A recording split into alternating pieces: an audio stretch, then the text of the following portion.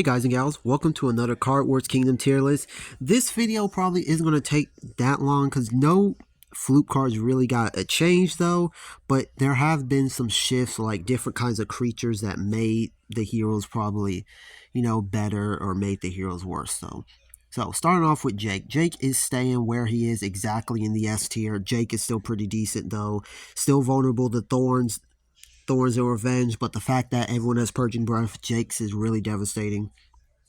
Especially with the Fortitude power, though, really devastating. Jake is staying in the S tier. Finn staying in all-rounded tier. To be honest, I really want to put Finn, as a bottom 3 hero, but people keep saying he's good, though. People keep saying he's bad. People go back and forth, so that's why Finn's an all-rounder.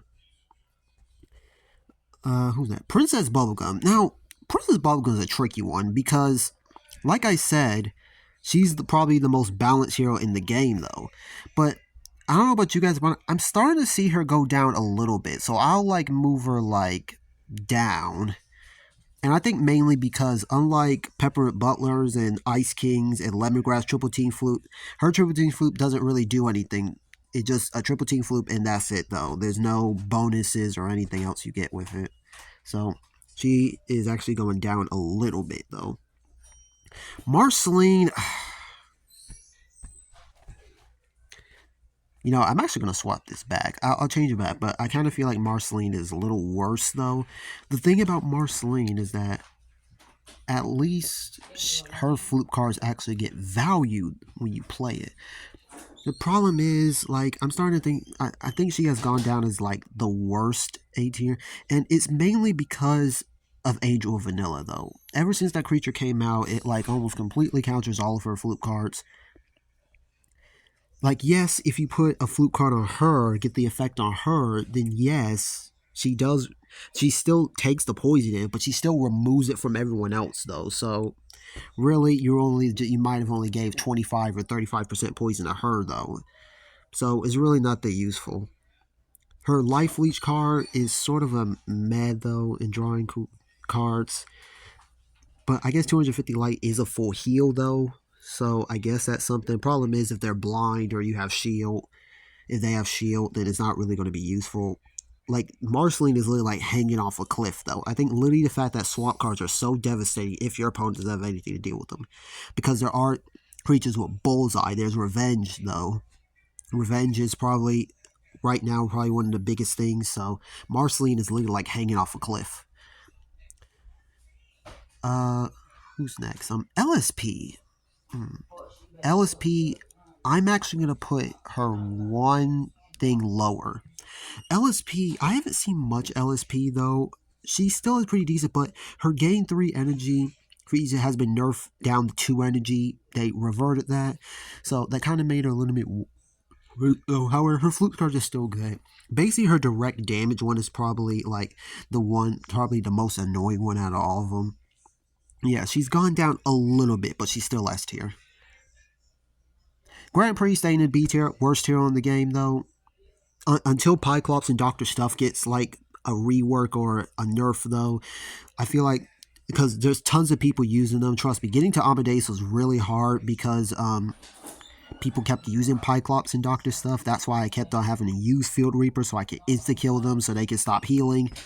So yeah, honestly, I feel like Grand Prix, I would give Grand Prix reworks though, 2 reworks, and that's the attack up flute card and the heal flute card. Those 2 need reworks. All the others are fine though. But yeah, Grand Prix really needs something because right now Grand Prix drawing lots of cards is kind of risky for your opponent, and his flute card doesn't give that much value. Gain energy and probably direct damage are probably the 2 best ones, but the other ones not really so much. Unless you draw 5 cards, you have this creature with the Morph or Ultimate Wish in their hand, but still, Grand Prix, not really that good. Okay, next up we have BMO. BMO is probably the most confusing one out of all of them. I'm actually going to put him above Marceline. Yeah, because BMO does have one of the good flute cards, which is remove all positive effects.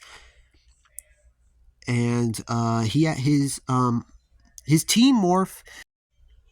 Yeah, Angel of Vanilla has made his Teamworth flute card go down. But I do believe she should be getting a nerf. So I don't know if it's to her passive. It really should be. But I'm going to put BMO higher because he also has that one that his area block card, area slow. And I feel like the attack up one is the one that probably needs a rework. But all his other flute cards seem fine. Oh, I accidentally skipped past Flame Princess. Flame Princess, I'm actually going to put at the top of A tier. You guys might be a little bit surprised about this, but I'm starting to see more benefit. Maybe I'm saying this because of Pyclops and Doctor Stuff, but I kind of feel like now that we're getting like very deep into the game, we've come a really long way being very deep into the game. She's actually getting better though, because it really makes your opponent think twice though. I won lots of games because I had people like that put haste on them before, or like I know they got this sort of play though because they have a corn creature or maybe like an epic magic attack coming in. So yeah, I'm starting to see more value out of Flame Princess though. Honestly, if I would change, I would change the life leech from her area revenge one to actual heal. But other than that, I'm starting to see much more value out of her. Pepper Butler staying where he's at. I started playing Pepper Butler, and I guess I see what people mean. Pepper Butler is starting to go down. Once again, because of Vanilla, take his area blind and slow times 3. If they would switch it like area slow and blind, then that would be better. Because 3 blind, I find, can actually be better than 3 slow, though. Because lots of people have Hasty Ring anyway. And I kind of feel like the blind is actually more worth it, though.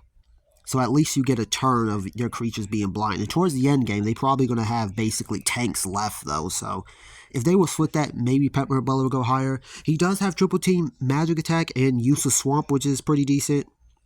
He has paralyzed for 2 turns, which basically is probably the flip card, one of the best flip card counters to Angel Vanilla, though.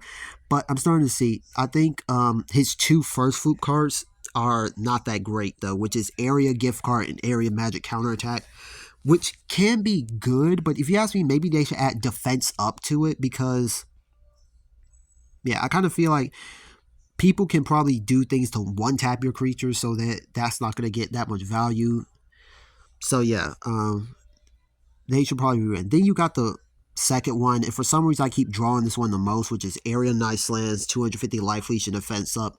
Life Leech and Nice Lands is not a good combo, though, because with Nice Lands, you sometimes doesn't target the creature that you want to target, though. So what if you like want to attack this tanky character with no thorns, but then it attacks this creature that has thorns, though? I think they did make it that Life Leech happens first, but still, like, the point is you want your creature to gain the maximum health whenever they do the attack. So they should honestly replace the Nice Lands with something else, though, because honestly, that's what's making that card terrible. I keep drawing that card the most, so yeah. But he still is pretty decent, though. Ice King is staying where he's at. No changes made to Ice King. I feel like Ice King's still pretty decent, though. Vanilla does still counter him, though, from time to time. However, he does counter Sack of Pain, which is useful, and Shepherd can only target 1, though. Vanilla, I forgot what comes first. Is it Block Card or Silence? I don't know. His Team Chill and Team Paralyze now. Chill is a good ability, but I honestly believe the Paralyze probably would be better, though.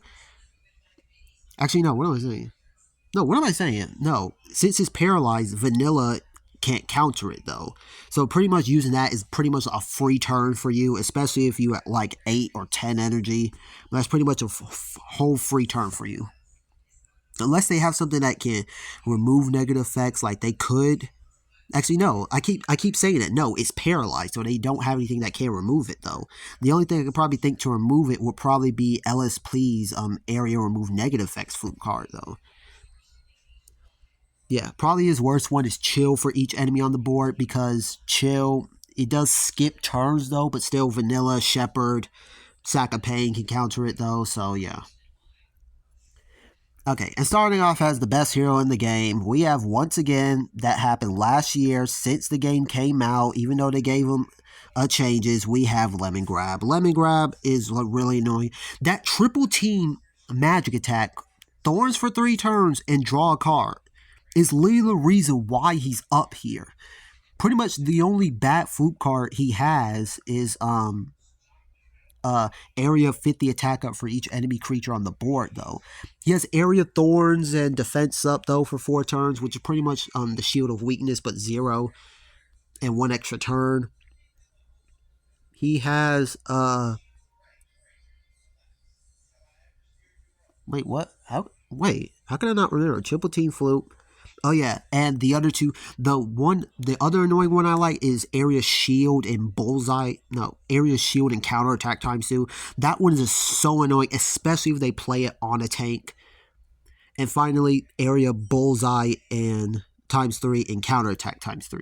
That one can be sort of countered by Thorns, but the shield and the Magic Attack one are literally the two that is the most annoying, though. He always seems to get that fluke card. Like, I want them to nerf the chance of them getting it. Because luck or not, that seems to be like the guaranteed fluke card as your first or second one. And that's literally the reason why I'm losing. And if they don't draw it, then the area shield and counterattack's the reason why I'm losing. So yeah. Honestly, I know Lemon Grab can be manageable. One thing they probably need to do is remove the thorns from the triple team magic attack. Because Ice Kings and Peppermint Butlers, at least they only give you 1 value. Peppermint Butlers gives you, Lemon Grabs give you 2 values, though. So either remove the draw 3 cards or remove the thorns. They need to remove one of those things. And that is it for the tier list. Not really that much people changing, though, because there has been a fluke change. I don't think there'll probably be fluke changes for a while, though. But there are some people getting better. There are some creatures that are exactly helping these people get better. Like I said, no hero can actually be bad, though. You can make it work with every hero. But if you want to use a random hero, you made a good custom deck, but you don't know what hero to use, or you just decide you want to play a hero, though, you don't care who, then here's the tier list right here, though. So I'll see you guys next time. Bye-bye.